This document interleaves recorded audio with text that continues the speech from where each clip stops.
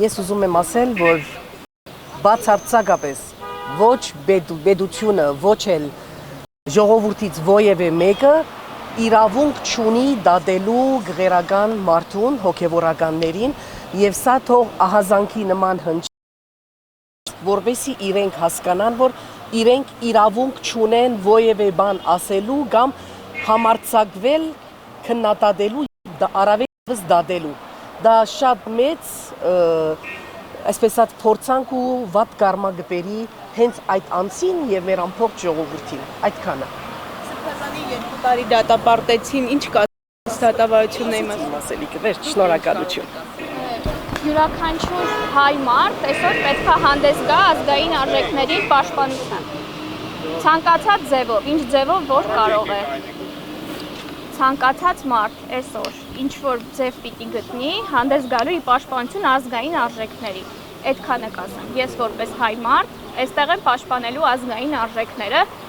եւ այս ձևով եմ պայքարում։ Թող յուրաքանչյուր իր ձևը գտնի։ Տիկին Մանանդյանը նշեց, որ նստածույց եք իրականացնելու, ինչ Տիկին Մանանդյանը արդեն պատասխանել է այդ հարցին, կարծում եմ այլևս կարիք չկա շարունակել։ Չկա եւ այլն, բայց մեր ազգը միշտ ծնել է հերոս սարսափելի արհավիրքներից հետո միշտ վերելքներ են կապրել եւ հիմա հերոսների ժամանակն է եւ ես կոչ եմ անում բոլոր նրանց, ովքեր իրենց մեջ ունեն այդ երգը, նրանց մեջից թող ծնվեն ու վերբարձրանան հերոսները եւ փրկեն մեր ազգը։ Նախորդ անգամ ձեր ակցիան ինչ նպատակ տվեց, որ այս անգամ կրկին եք կազմակերպել։ Առնվազն այն նպատակը տվեց, որ դատարանը հետաձգեց իր որոշումը, բայց ակնկալելով, որ ազգը ավելի բուռն կպայքարի, բայց ազգը չպայքարեց, այդ իրեն մասին է խոսքը։ Դատարանի չէ, Սրբազանի է նկատի։ Միքայել Սրբազանի դատապարտությունը բայց կայացվեց։ Դրանից առաջ էր մեր ակցիան։ Հա որպես հայ մարդ, հասարակ քաղաքացի, միակ բանը, որ կուզեի ասել, դա այն է, որ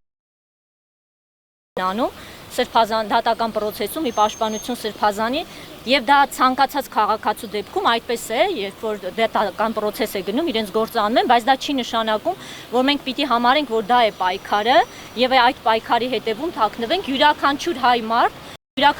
մարդ, որը իրեն համարում է նաեւ քրիստոնյա